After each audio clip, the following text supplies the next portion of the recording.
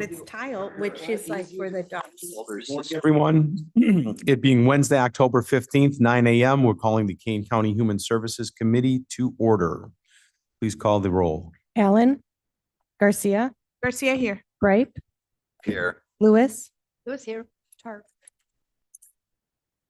Fine. not yet. Not yet. Okay. Linder, Linder here. Sturgis, Burgess present. Rob. Rob is here. Thank you so much. You know what, just to avoid, Mr. Tarver did ask for remote. If we could all agree that when he comes online, he's okay to participate, I would appreciate that. Yep. Thank you. Approval of minutes for September 10th, 2025. Gripe moves for unanimous consent of the minutes from the last meeting. Thank you, kind sir. All in favor? Any discussion?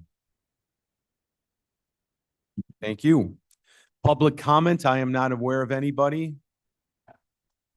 There, I don't believe we have anybody online. Is that correct? Thank you. Monthly financial reports are on file if anyone has any concerns with that. Department of Human Resource Management. Jamie, I am going to, I think we have a couple of things to discuss today as well as some introductions. If there's anything out of tolerance, we can discuss that. Rather than spending half an hour, on this, I would rather zoom through if we can, but if there's something that you feel needs to be brought to our attention, let's do it. The only thing I did want to mention regarding the health insurance invoice, which it looks larger than normal, but I just kind of wanted to point out that's kind of the new normal invoice. They settled a bunch of new contracts with some of the providers. It's caused just an uptick. So what you see in the packet is higher than probably a little higher than what you're used to. That should be perceived as the new norm. So if I was to ask you to grab our total annual 12-month and divide it out, are we within that Yes. expectation? Yes, it And is it's different from what we saw during COVID and became comfortable with. well, we just, in the last, even post-COVID, I think our bills fluctuate, between like 1.5 and maybe 1.7 million as a norm. This is nearly 2 million. Again, it's normal health insurance inflation. It's expected. I just kind of wanted to point it out. If you're going to start seeing this every month, you might go, hey, why is this higher? They did settle around the July 1 date, new contracts that included the health insurance inflation. That's normal rate increases to providers. So there's just an increase in health Okay. insurance costs. And Sonia, would you agree with me that maybe we should, Jamie, if we could look at these a little bit more for next month to kind of say, this much is from health, this much is from RX, this much is from, and kind of identifying as long as for the committee, we're within the budgeted amount, I think we're okay, but you are correct. If you were to ask me, I would say that, 1.4, 1.6 is palatable. And if you're telling me that we're now nudging 1.8 to 2 million a month, I'm concerned. I want to know why and how and what we can do. right, we really can't do anything. It's just the normal health insurance inflation. So they settled new contracts with higher fees to the Okay. providers. So this is just an increase in the provider fees, but it is an anticipated amount of health insurance inflation. So it's not unexpected. That's Okay. why I kind of wanted to point it out, because to you, it would look like, hey, we need to research why this is. Listen, So when the we kids did- ask me if they can go away for the weekend and I say yes, and then the bills come in, I always go, well, wait a minute, is that really what I said? So. That's why we wanted to point it out, because we didn't want it to look like there was some kind of mistake or something we needed to research or something we need to adjust on. It is what we knew was going to happen in health insurance costs this year. And it is a normal part of health insurance inflation. So this is just an increase in rates that was coming with the settlement of some contracts. Appreciate you. Mr. Tarver, welcome, and we've already approved you to join. Thank you. Amy, I was going to ask you, Thank you. based on what Mr. Sir just said, did I don't want to put you to work and put, you know, how much is in this and this and this. You look at the numbers, I'm imagine like every day. So if it's just only inflation and everything, but if you see something that it's spiking, like he said, if it's, you know, medicine or I don't know, something else, can you please let us know so where we can start tackling? You know? Absolutely. That is something that we aim to do in every committee when we go over the health insurance invoices. And we do have included in our packet the breakdown of how much is attributable to each thing. And if we see anything out of tolerance, we always bring it up in the committee. Again, that's kind of why I wanted to bring this up. It may look out of tolerance at first glance, but lets you know that we did already look into what this matter is, why it's happening, and kind of give a foundation for it. So yes, we do always want to make sure we let you know if we see something that's unusual or a spike. When we see it come in on the invoice, we contact Blue Cross, we find out what it is so that we can bring you that information when the committee comes. Appreciate you so much. Christine, how is everything going with open enrollment on the new platform? It's working really well. I'm hearing really good things. I'm Yes. hearing it's actually easier, Feedback. but that's, But thank you for bringing that up because it's a reminder for everybody to go into eSuite and pick their benefits or they will not have any for 2026. Got it. So please. thank you. And- Department heads listening, please let your staff know, remind them it's important. You have to go in or you will not have benefits on January 1. So everybody's got to go in and elect them. Is everybody getting like a weekly, hey, we're at update, we're at 76%, we're at 80%. Hey, we're all done except for you three that didn't do it yet. Yes. So we are sending out reminders when we'll go out today. As we get a little closer to the end of the month, I will be reaching out specifically to Okay. those individuals. Got it. Thank you. And loss control, risk management, how are we doing? We're doing great. Okay. Have you, and I challenged you last month to say, have you found any patterns where we've been not quite as up to snuff as we could be? Are you finding that? Are you, I know you said everybody's cooperating when we're doing really well, but There's no overarching pattern. It's Okay. a lot of little fires that need to be treated individually, and we're doing that. So. okay. And again, you are reaching past. For our guests in the room, we discriminate between departments and elected offices. Those are two different categories for us. The offices are working well with you? Yes. Okay. Any problems, any WD-40 that's needed on the squeaky wheel or anything? Not yet. Okay, thank you, kind sir. Mr. Chair. Monthly compliance report. Cliff. Oh, I'm so sorry. Sorry, that's all right. Mr. Gripe. I said Mr. Cherry. Anyway, Mm. two things on kind of two of those subjects. On the enrollment part, I've got to say that the HR staff was very, very helpful to me in enrolling because I tried on my home computer, my personal, my cell phone, another computer, and kept getting the same problem getting into either of those systems. So I came in and Kim had offered to do this and she did. But I heard that people using remote devices weren't able to get into that system. Christine, if you could release the age lock for John. Ha, ha, ha. Yeah, any rate, so at any rate, I was just hoping maybe next year that we could smooth that process because it says on the site, you can use your home computer, your personal cell phone, your whatever, and none of those worked. And apparently I wasn't the only one having that Okay, problem. thank you so much. Yeah, thank you. So there is a way to get in. You do have to be on a county server, but there is a way to log in from a personal device. Those instructions maybe weren't as clear, but there is a way to do that. Yeah, okay. So Anyway, I'll make sure to send out a better reminder. any rate. And Christine, thank you. John, please know that just a few short years ago, this was all done manually. Oh, yeah, no, We I'm. made the it's- jump to automate, and this is the first time, this is the second iteration of a software platform. So we are going to bump our heads a bit, and thank you for bringing it up. Okay. The other thing risk related, I think, is, and this only got to my attention because we had a couple of dental claims. And I was very curious about the amount that was paid on some fairly major procedures. One was like a $425 expense with a $25 payment and no deductible amounts. These were like RNC payments.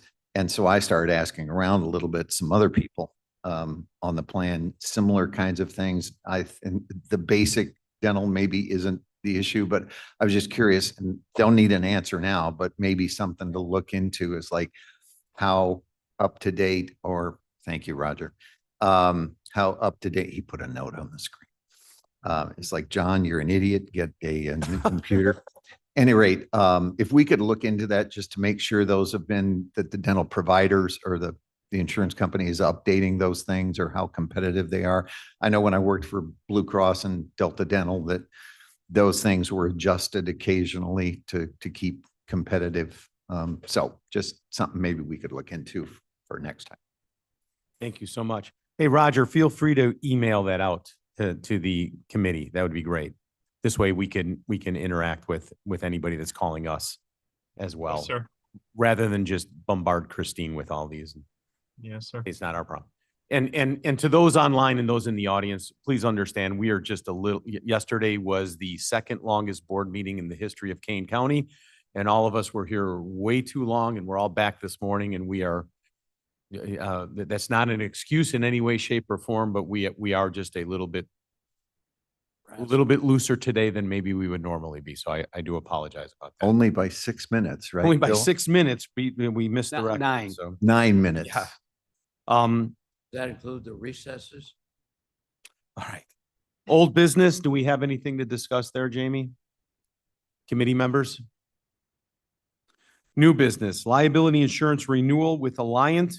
And as I introduced the gentleman and as I spoke with them earlier, I do want to make sure that we point out historically, Rich Ryan was about the most wonderful gentleman I've ever met and shepherded us through some really challenging times here at the county. Rich has moved on, and gentlemen, you are our newest group. We welcome you and would love to learn about you and see how we can work together. This is a partnership, and we do rely on you as much as any other, body here. So. Great, thank you for that, Chairman. My name is Dane Mall, and I'm with Alliant. I'm the account executive for Kane County. And with me is Dan Mackey. He is our operations director. Do me a favor, lean into that microphone. just a Okay, little bit. there we go. So Dan Mackey is our operations director as well, located out of Chicago. Alliant is the largest public entity practice in Illinois. I don't deal exclusively with public entities, and we're obviously super excited about being the property casualty and workers' compensation broker for the county. We've had the benefit over the last few months of getting familiar with the county and working with staff, with David, Christine, and Jamie, and others. And we've kind of hit the ground running on getting familiar with the county exposures. Good news is we work with a lot of counties, especially in the Collar County area here around Chicago. So we're very familiar with the county's program and what options are available for the county on your insurance program. It also very much fits my background as a former risk manager for a county entity here in the Chicago area. So happy to sort of apply those things and help as much as possible in your risk management program, because in fact, there are a lot of great things happening here with centralizing your risk management function. And it's fun to be a part of that. And you can tell and you can see that as you work with entities, because we do work with a good deal of them. Our objective here today is to certainly answer any questions that you may have, but also provide you a little bit of an update on how the insurance renewal is coming so far, and to give you a little snapshot of the insurance market and how it does in fact influence what you will be seeing in your renewal. Because we do believe and feel that there's a lot of value in having these discussions with the decision makers, so that you know how all the parts come together to make your property casualty and workers' Help me with compensation. both your names again. My name is Dane, D-A-N-E, Mall. And Dan, if I can, and for our newer board members,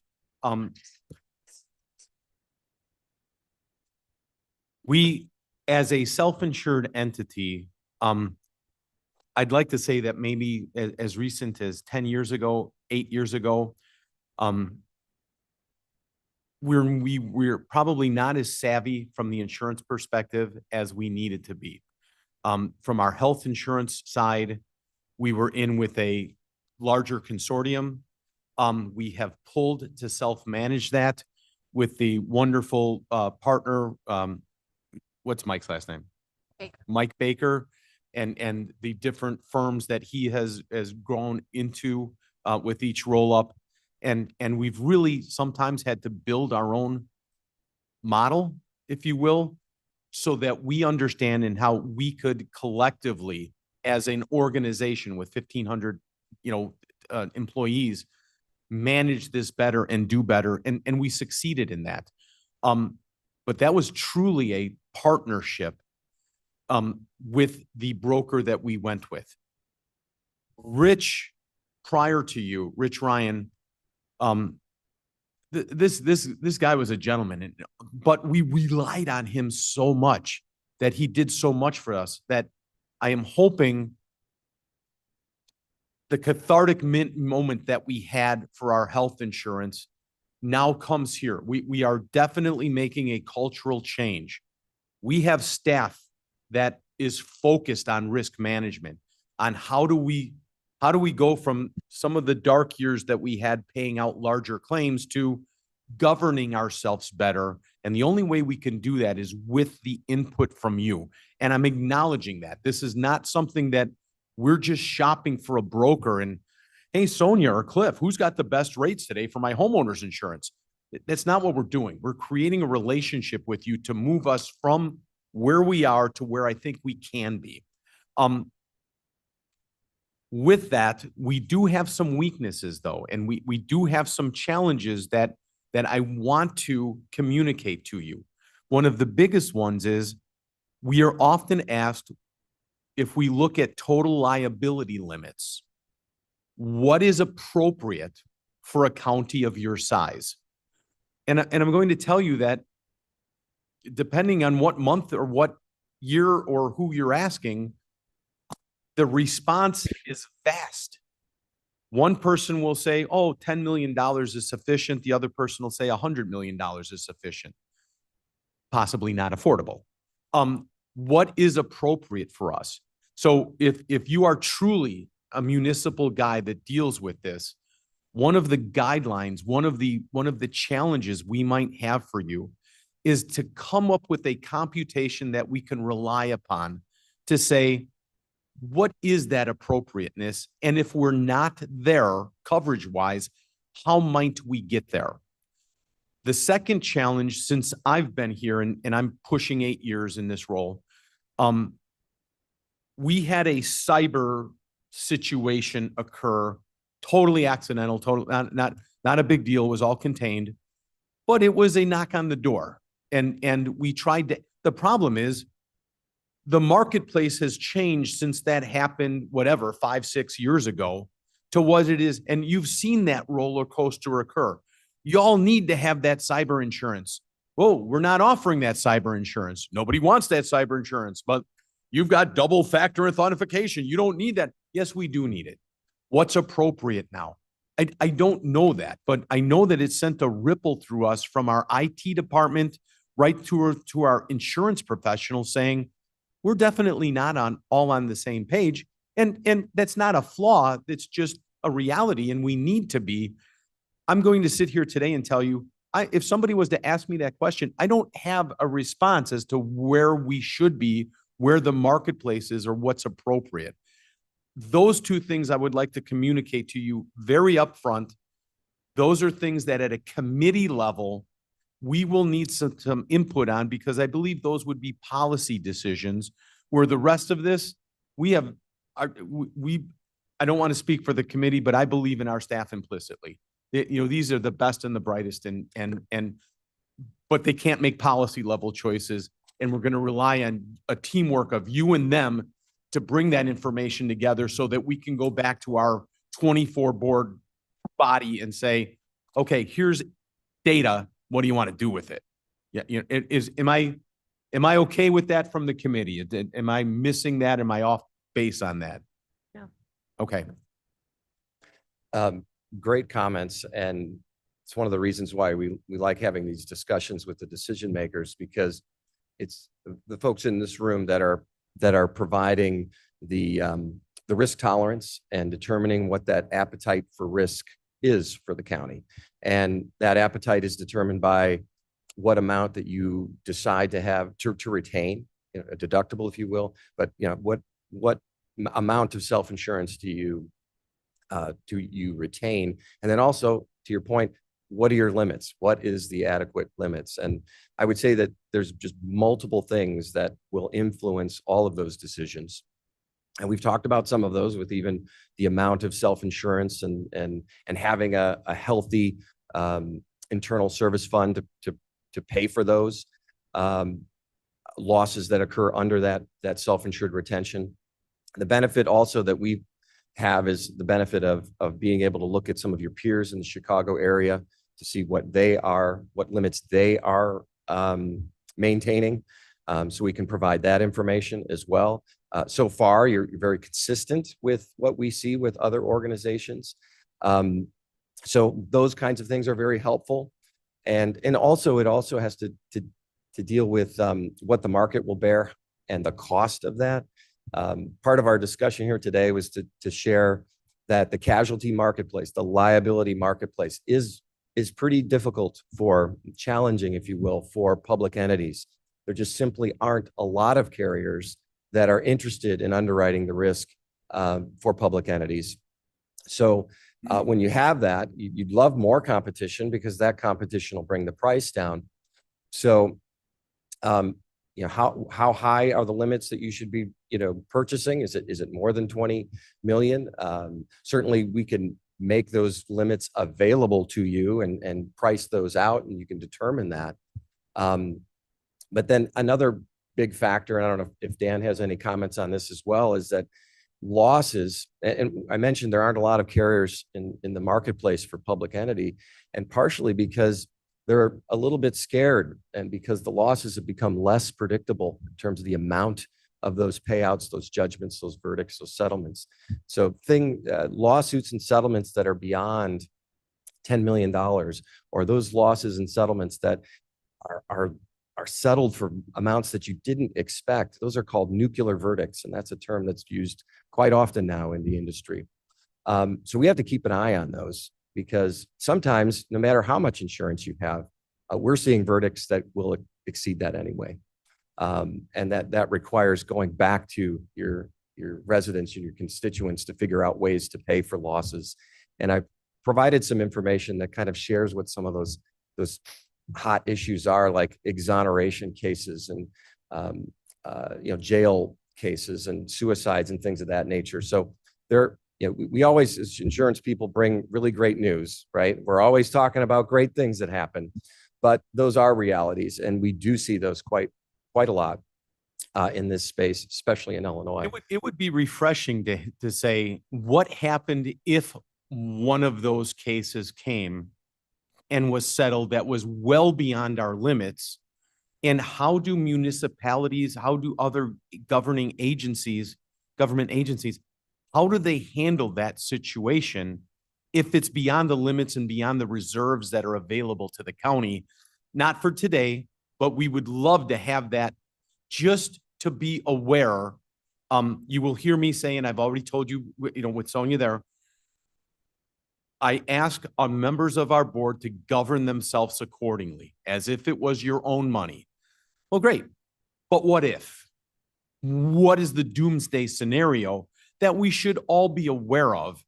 And because I think we do a wonderful job managing both our frequency and severity. We're on top of it. That doesn't mean that an accident truly is an accident. So how do you plan for that? So if we could at some point, John? This has been very interesting. Thank you both, guys. My insurance experience is on the group side, not much related to P&C.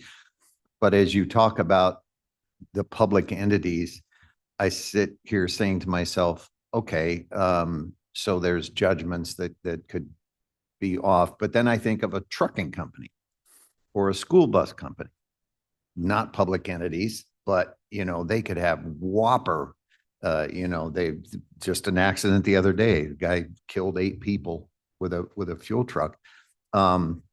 What makes municipal business so different from all those other kinds that I think could have similar, if not worse, exposures? That's a great, great comparison and actually, the common carrier and the trucking companies are actually very much a challenged space as well. So similar things that you see in public entity are also seen in the trucking space too, about their costs. And that's been that's been really bad for decades. So, and in the public entity space, the law enforcement risk very much dominates. I think overriding, when you think about public entities, you're a county and actually, I don't want to, bear the bad news, but counties sometimes are the biggest exposure of public entities because of the broad nature of the services, because of the law enforcement functions, because of the corrections and jail operations, because of the size of fleet. It's based on exposure, all of those activities that are out there. So county risk can be the most difficult risk, and some public entity carriers will even shy away from county risk and stick with the villages, the towns, the school districts, things like that. So hopefully that helps a little bit. Yeah. And the other thing I would add on the law enforcement is kind of Dane hit on is, the key driver. And that's been our most challenging line. And then as Dane hit on, exoneration. So there could be a long tail coverage for some of these cases, and the limits we buy, which is the good part of the conversation today, could affect us 10, 15 years down the road, where these are some long tail exposures. So always good to be working on. Thank you. And guys, we don't mean to keep you long. Do any members of the committee or staff have any questions?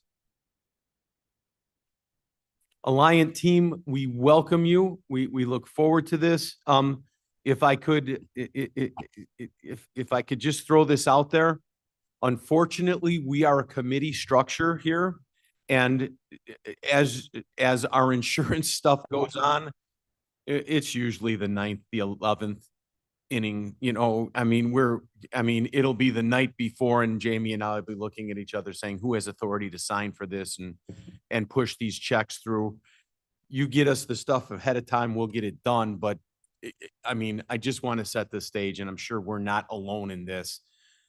You might not have information that comes through, but we don't have a regularly scheduled meeting.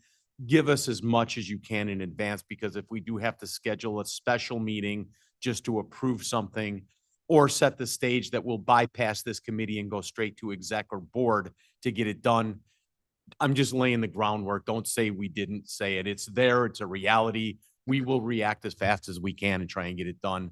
Jamie, you guys will have my personal cell number and stuff, so not a big deal. So very good. Thank you. Thank you so much. Appreciate your time. Thanks.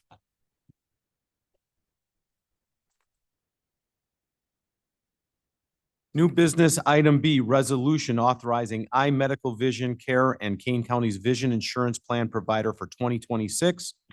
Jamie?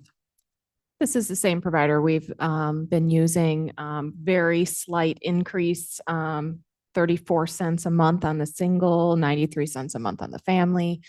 So this is just continuing our existing provider for vision coverage into next year. Okay, could I have a motion to accept this? Right. Sonia will second. Sonia will second. Discussion? Please call the vote. Garcia, Garcia, yes. Grape, Right, yes. Lewis, Lewis, yes. Tarver, Tarver, yes. Linder, Linder, yes. Sturgis. Surges, yes. Thanks for the hard work on that. Item C, internship at Kane County. I believe Anita wanted to speak a bit and have a discussion on this. Is that true?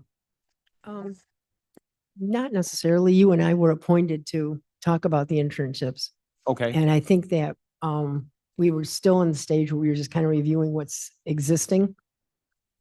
So I don't really have anything else this morning.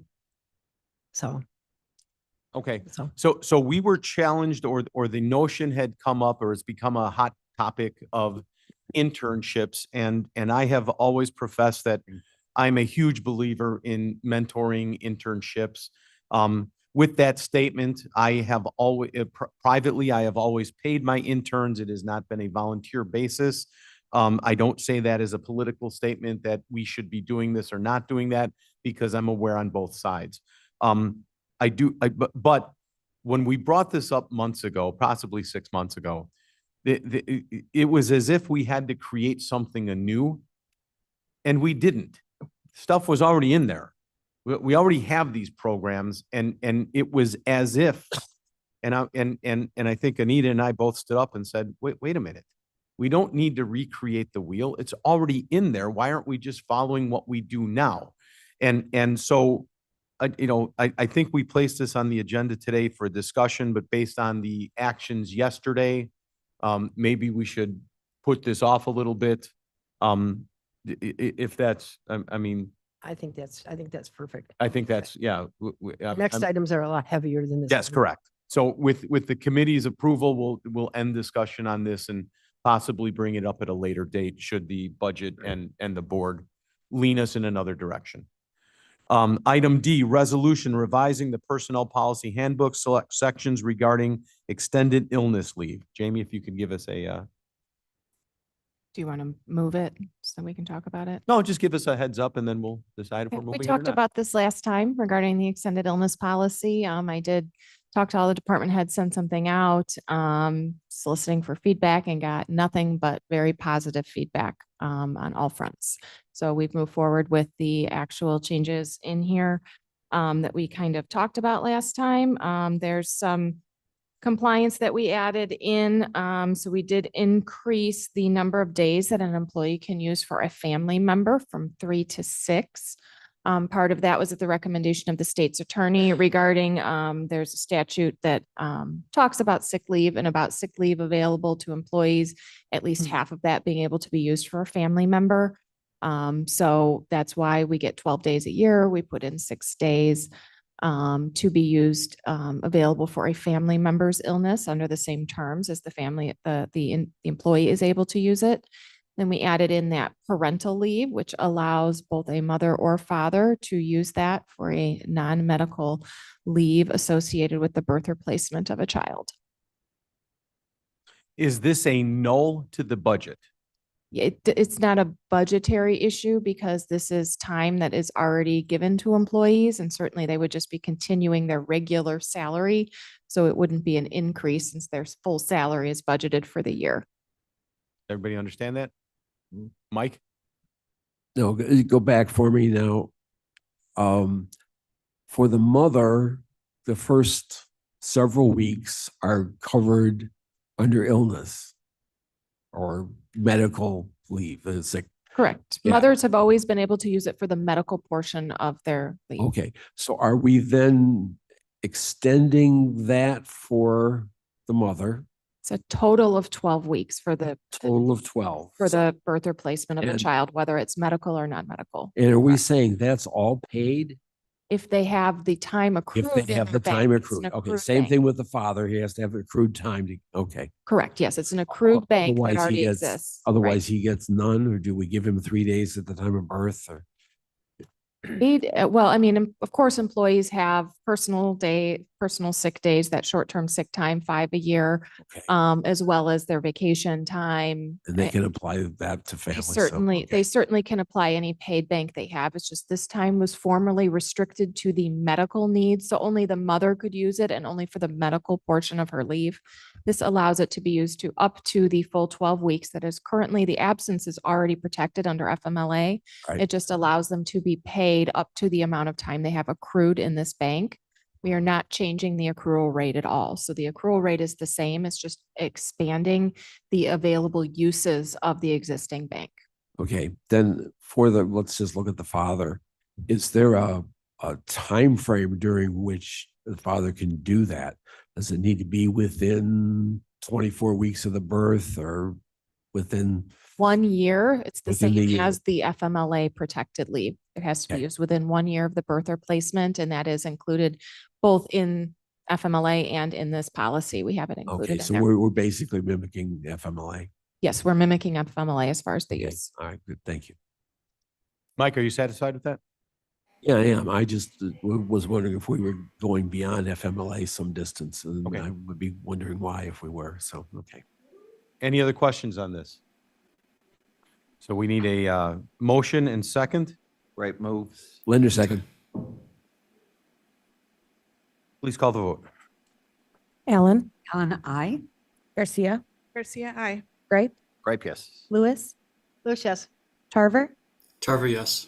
Linder, Linder, yes. Surges. Surges, yes. Jamie, well done. Item E, department head evaluations. If we can set the stage for this. It has been a personal goal and I'm hoping the committee's goal that without the county having an administrator and managing by committee, we have a slight gap in how in how we manage our people. And by people, I mean department heads. And by manage, I mean evaluations. Who gives the evaluation for a department head in terms of a raise, an attaboy, a correction? How does that work? And quite honestly, it's a bit ambiguous. And Deb being the if I can, being the senior member of the committee here, I will challenge you that, I think we go back from whether it was McConaughey, Lawson, or Parag. I think the information on this vacillates because I don't think our code has been very clear on this. So the attempt of this committee, and one of the things that we've always striven for is to clean up where needed. And in this particular case, what we're looking to say is the department heads should be evaluated. And in my personal opinion, if it's the committee, if a department answers to a committee or works alongside or works in conjunction with or partners with the committee, then it should be the committee that does that evaluation.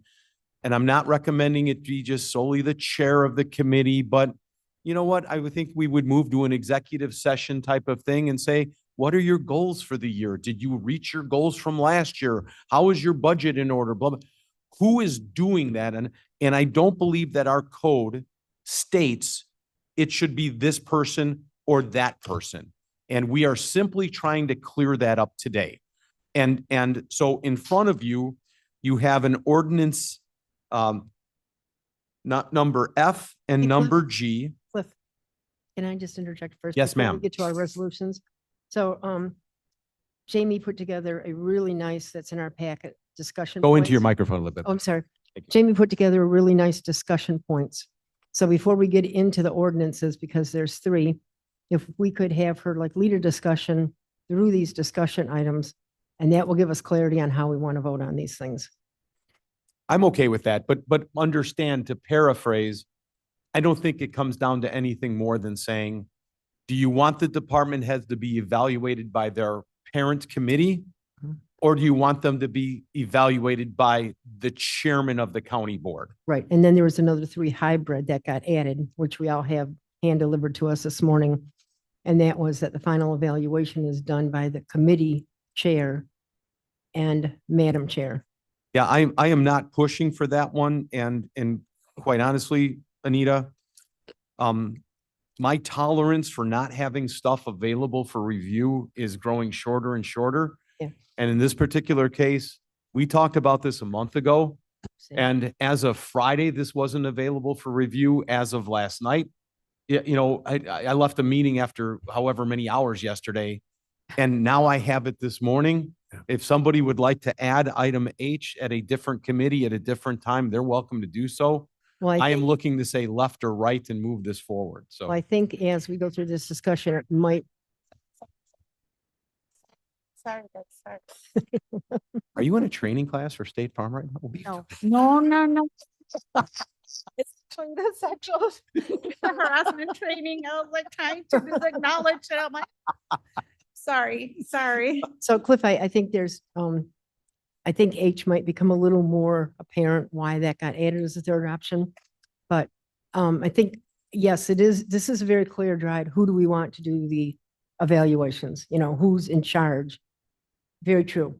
But also, in order to make this palatable to everybody, we want to have some parameters around it. How are we going to do this? What's it going to look like? What's the form going to look like? You know, some of this, what you'd call in the weeds stuff, but we have to talk about it here. Before But we get we've to cleared out conclusions. enough time, Anita, to do that. So let's know get, you're let's wonderful, get into it. Let's Yeah, let Jamie take over Yeah. and get us both off stage, please. because she's way smarter. These are just some high level points that Anita had come in and met with me, and we kind of just talked about what things that we need the board to kind of come up with in terms of how you would want these evaluations to proceed. So this would obviously vary depending on who you would choose to be the evaluator, but all of these points still apply. You know, an implementation plan for this is for this to be a first quarter 2026. So we're just at the early stages, getting some direction from you here in October. If we get the needed direction to put forth a resolution, we would do that then in November, Human Services, and that would end up passing the board in December. The ordinances that are attached will require a reading followed by a passing. So it'd take 2 board members to pass those because of the code that they are a part of. But they include that the actual process associated with the evaluation will be later set by resolution. So it gives us the opportunity to refine that once you determine which of those ordinances you want to pass, to refine the process via resolution. So that's kind of this part that we're looking at here is the process rather than who will be conducting it. So timing is one of the things that we pointed out as something that we'd like the committee to consider. It could be done once a year at the same time for everyone, or it could be done upon the anniversary of the department head. So as a discussion point for you, it's probably easier for the board as a whole to ensure that they all get done and that there is compliance with that if they are all done at the same time. So you can say, hey, in such and such month, this is when we do them, and you can check off that they were all done. It gives you an opportunity as a board member to participate, sit and be a part of that committee if you'd like to Is it hear or standard to provide do feedback. things on an annualized basis or at the anniversary of someone's hire or before, say, a budgetary what's normal? So that's one of the points that this board should decide when you want to do it. I think, you know, if you're looking at this, the 2 options that I put out there is once per year, everybody at the same time, or at the anniversary date. The benefits of the anniversary date is you always have a full year to evaluate someone based on, rather than, you know, in the year they start, it may be a partial year, but that's a one-time problem. The other benefit to the anniversary date is it kind of spreads that work throughout the year. If you may be on more than one committee, you may find that the evaluation is a somewhat time-consuming process. That way it's kind of spread around typically if you have it spread throughout the year. So there's pros and cons to different times of year. And that's just one of those things that this committee should discuss and decide how you want to do that. So the resolutions at hand today are not defining these. Yeah. It's just kind of giving direction, and then we would need to, if you will, get into the weeds deeper. Yes. Yes, you would want to define some of these points that we're presenting here, regardless of which ordinance you pick about who would be conducting that evaluation. And we will be adopting a separate by resolution process that will go along with that. Jamie, and Anita, sometimes when we discuss things here, they're misinterpreted. And I don't ever, because I've had employees call me after these meetings going, I can't believe you're doing this. Do these resolutions have the ability to hire, fire, or set salaries? No, specifically as far as those ordinances go, my understanding is those are about performance evaluations. There is no there's no change in the authority. The department heads still report to the whole board. Yeah. So, I mean, No change. in that. honestly, this is just to me, and several phone calls have come into me and I've said, I'm not advocating one way or the other. We just need to take action to take it out of ambiguity and move it forward so that we're running properly. So Anita, I don't know how deep in the weeds we need to go, but this isn't scary. This is just a matter of saying if a committee said, these are our goals for the department, and the department sets out on the goals at the end of that of time period, did we reach these goals and how do we correct it or not correct it? And how do we work hand in hand?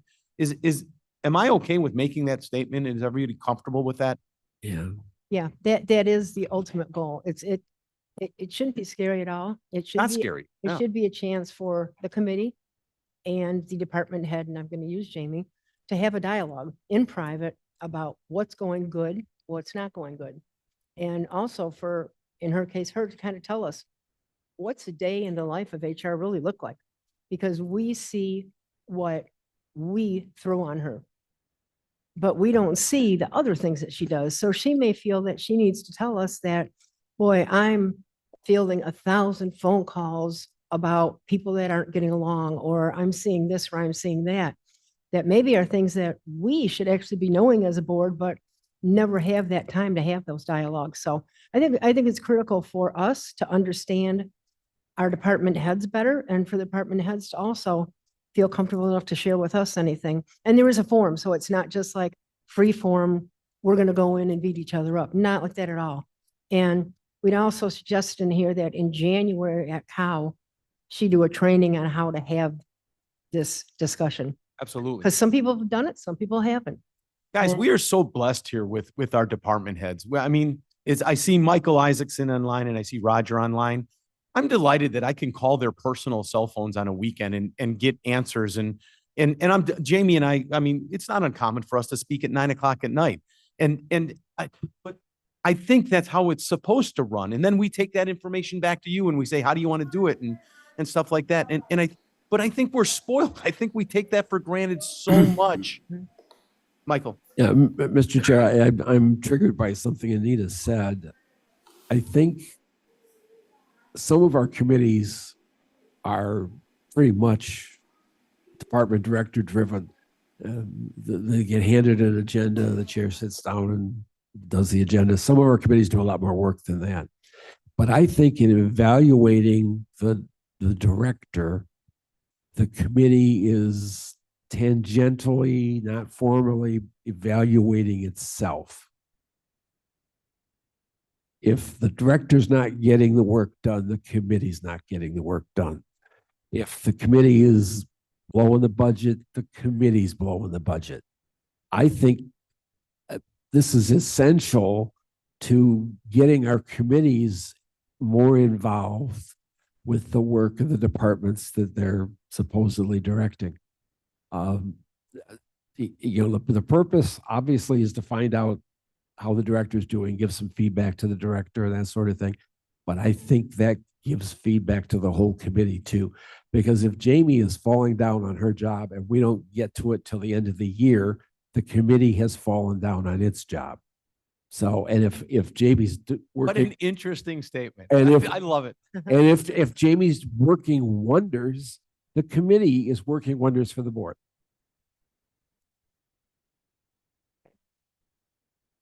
Miss Julie, do you have anything to add? Come on, Leslie. Mike, I think that's, I actually do have something to add. I'll have more to say Fine. when we get to the other I piece. thought you might. Go ahead. I do. That is very true that if the committee is doing their job, so is the executive director, which is why it's incredibly important to have all members of the committee be in on the evaluation process and not just the committee chair. Because if you have a great committee chair and you have 6 members who don't open up their packet, your committee is only going to be as good as your committee chair and the executive director. So, Equally refreshing. well, it's I- not like I haven't said it before. Anyway, I just think that it's really It's important. making this rough. It's really important. Well, this should be protecting everybody. Everybody should be thrilled that we have this because it's no longer capricious. They will know what the steps are. They will know when it's going to happen. They will have the expectation set. This should be everybody going, oh, thank God, they're finally codifying what we need to be doing.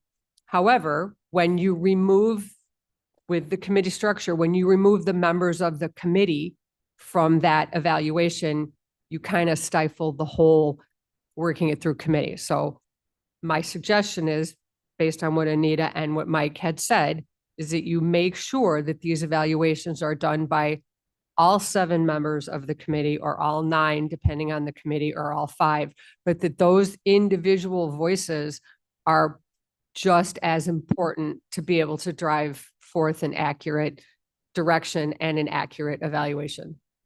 Agreed. Thank you. Bill, I see your hand up. Thank you. I guess my question is, unless I'm missing this, what is the advantage of having the chair be that person versus the committee? Because I definitely see all the things that Mike and Leslie just shared. What is the advantage of going in the other direction with the other option? Unless I'm missing that.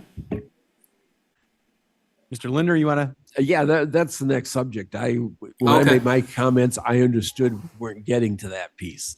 And Okay. if you're bringing that piece into it, I'll be the first one to say, I am not in favor of expanding the authority of the county board chairperson. She is chairperson of the board, has some designated things. She is not the operational director of the county. We could hire an administrator, we could hire a county executive. We have not chosen to do that. And so this is the purview of the committees. The committees report to the board, and the chairperson is in charge of putting that on the agenda when it's prepared. And I agree with that. If I just, one more thing, I just want to make sure that we're utilizing the position, not the person. I just want to make sure that we're using that context going forward. And can I, Thank you, Bill. can I give you the background of why this 3 was added before you guys start? If you don't mind? They defer? Okay, so the only reason it was added was because we said it's going to be, like the first resolution is it's going to be the departments, the department head and the committee. Second one, it's going to be the chairperson, as, the chairperson of the board. And then, but maybe, and I'm not saying I'm for or against, but maybe that chairperson of the board, and I've worked under 2 now, I've worked under Lawson and now Prague. And they bring some value to it because they're the ones that are usually working with our department heads day to day. They're the ones that are seeing the phone calls of this happened, or we got this going on outside and this and that and that. And we don't see a lot of that stuff. I mean, I couldn't tell you, like Roger, I couldn't tell you all the emergency phone calls and things that he gets in a day. The chairperson a lot of times gets involved in those decisions. So maybe there's a merit to have that person somehow involved, which is the only discussion on it.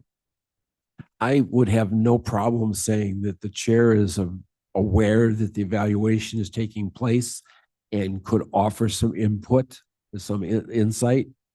I see no place of increasing the power of the county board chair.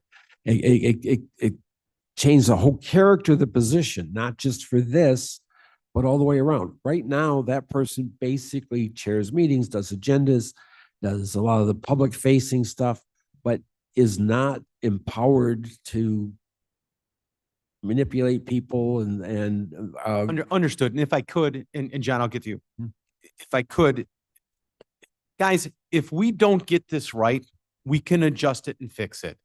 Right now, we have to go from ambiguity to direction. And if the direction we take is the wrong one, we'll correct it in a year. Okay. And I would like to think that at least for this committee, while I get to sit in this position, Mike, I've asked you to sit here. Sonia, you could sit here. Anita. And when we go to subcommittees or go to groups, I very rarely ever double check in or get involved with that. I try and stay. I don't know how other committees work. I just know how this one is. And we all roll up our sleeves and get it done. And I think this is just adding some formality that gives directive, and I think we're missing that and we need to take that step. John, if we can do this and then take a vote on the first one, that would be great. Yep. I agree completely with Michael. I think Anita's got everybody's making pretty good points. I think the right answer is the committee that person works with, but with equal responsibility to all the committee members versus just the chair. Not that anybody's suggesting that it's just the chair. Okay, but stop. Is that the way this written? It's equal for the committee people and the committee chair. Is that what you're saying? Yes. Yes, that is what you had requested of the state's attorney. So the first one there is to the whole standing committee is responsible for it, not just an individual. You cannot hire, fire, or give raises. It's No. just an evaluation on the work product. Am I accurate in that? Yes, the full board retains the authority to do any employment actions. Hey, John, are you motioning ordinance amending section 2.48 of the Kane County Code to provide for management of department heads by committees? Yes, Cliff, I'm motioning. Second, Seconding. Any further discussion on this? Hi, Deb. I know people roll their eyes. It's just that I've been here for a while. And the fact is that a chairman is elected by 500,000 people or half of 500,000 people. Not even. And I think our structure is such that when it snows or rains or tornadoes or the lights all go out, people do call the chairman of the county board. We can fix that. And I'm hoping, because we have been working so hard for 5 years to strengthen the committee structure, that our committees are growing and becoming more responsive, like the 9 o'clock phone calls. I think we need an amalgam. I'm not saying that the chairman of the county board becomes so important that voice, whosever voice it is more important. Just that it's a voice that's going to feed in, because most of us expect that position to be here most days of the year. There's a point person. If you do a house walk, if you do a graduation party, there is a point person who takes the call from somebody who says, well, are we doing paper plates or are we doing china plates? What color? Do we hire a band? There's always a point person. And I don't think we can get around that. And I'm against hiring an administrator to take over all of our jobs and run the place at $350,000 a year. I think it should be an amalgam. It should be all of us taking responsibility for our 23,000 people who elected us, or half of 23,000 people who elected us. And then we spread that to where we're trying to make the best decisions for everybody here in the county. And we try really hard to not be partisan, and really hard to not just be rural, and really hard to not just be urban. We try and take it all into consideration. And we put a whole lot of pressure on you, because you are the point person for human resources for the county of Kane. And the committees stepping up and becoming more involved can only make us stronger. And having the additional voice of the point person who's elected by so many people, just to add that voice. Here's my experience. Here's what happened when we had the snow. Here's what happened. It's another voice giving, I think, vital information. Okay, thanks. I'm done. John, did you have one more item? Yeah, And then just real quick. that'll be your second. I like your points, Deb, and I think the amalgam that we're all looking for, I would hate to report to a politician of any kind, whether a committee chair or a committee member, or I'll quit and go do something else.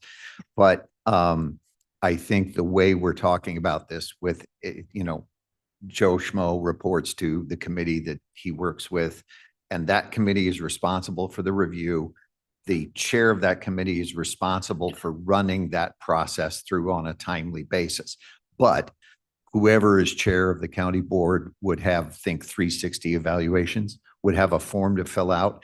Every member on the committee would have a form to fill out that goes into that process. If you write a lot, you write a lot. If you don't write anything, at any rate, I think we can reach the amalgam without having so many people involved that it just doesn't get done, or that it adds work to somebody else. So I think we're on the right track. If it doesn't work, we can adjust it. That's all I'm asking. Mike, last one. Last one. I'm gonna get political, but this board was run by an emperor and before him an empress. And we've tried our best to put some reins on that and have the chair do what the code says the chair should do. And to use a right-wing example, I think moving the chair into this process is the camel's nose under the tent flap. I think it's a problem. I was like, what? Well, you can tiptoe with the best of them, my friend. And this is nothing against the current I- chair at all. This is where I think the board needs to work.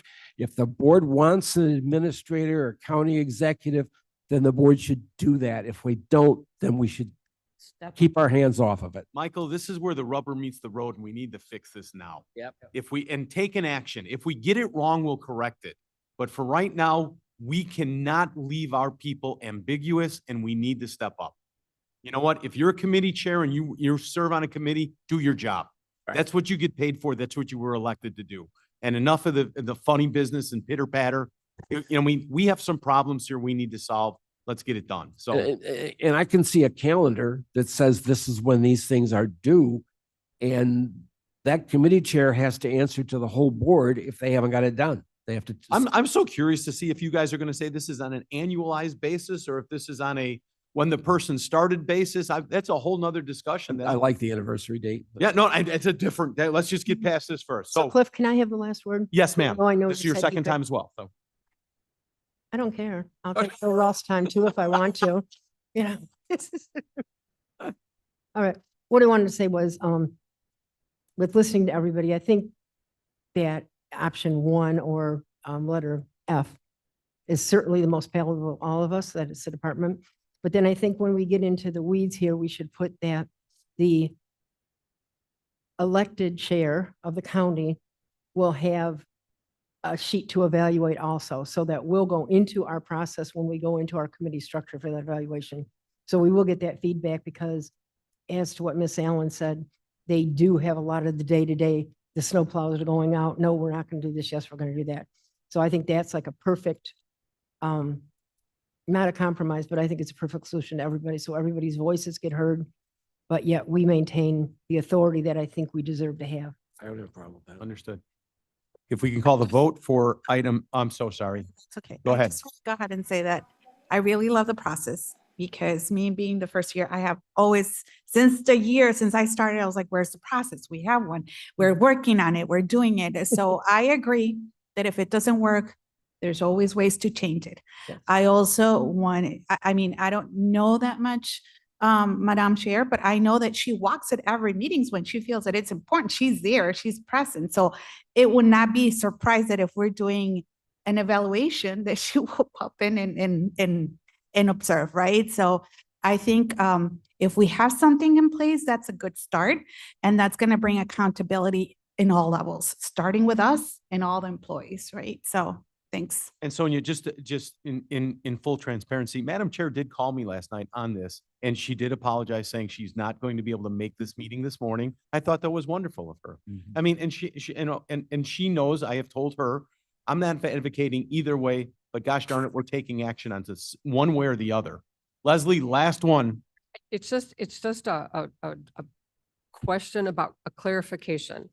So when you guys are taking your vote on the committee voting and doing the evaluation, or the B, which is the chair doing the chairman of the county doing the evaluation, or C, I just want to make sure that you understand that there is an exhibit on the back which changes what it would be.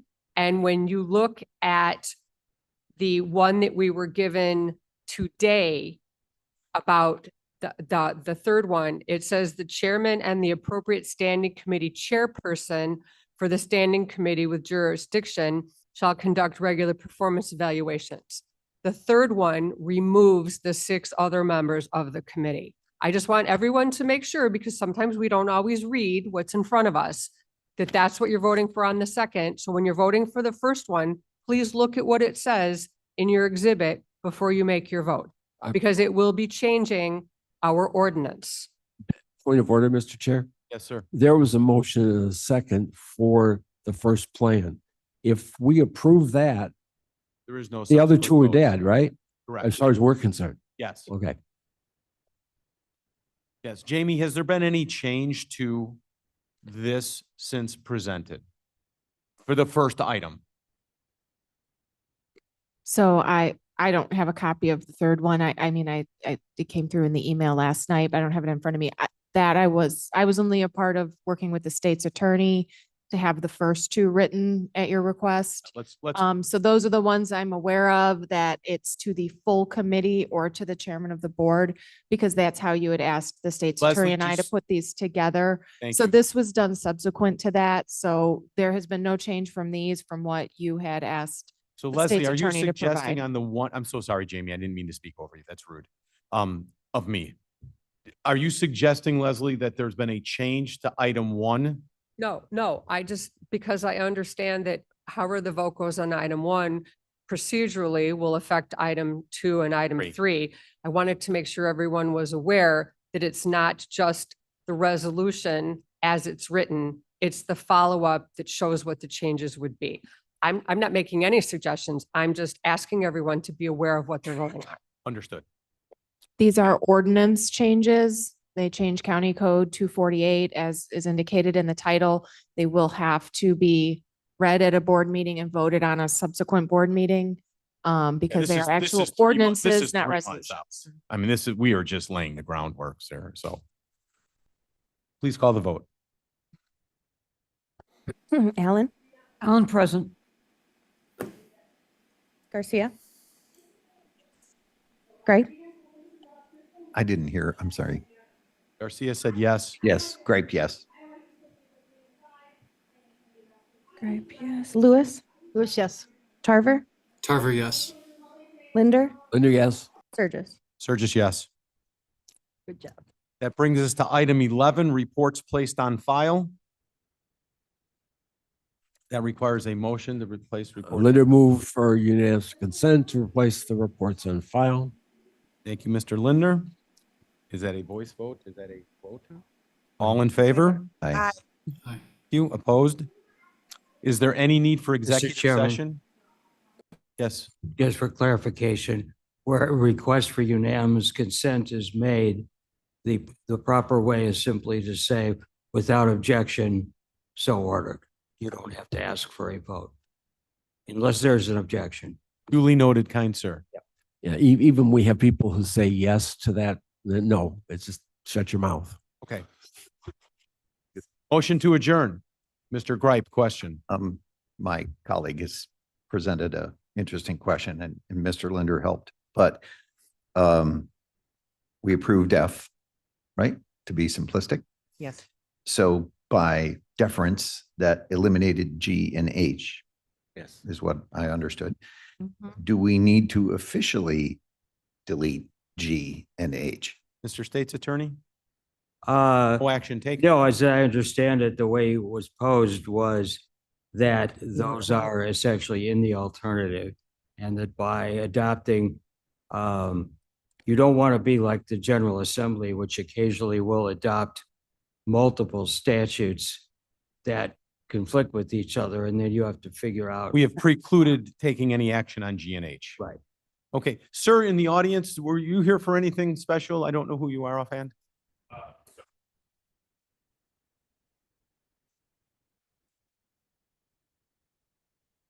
Welcome. Thank you for sitting in. Just want to make sure if there wasn't anything we missed, so. Okay, motion for adjournment. I would like to adjourn the meeting. Second. All in favor? Aye. Opposed? Thank you so much. Have a great day, everyone. The efficiency. Good with meeting, which Mr. you ran Chair. that meeting. Good meeting.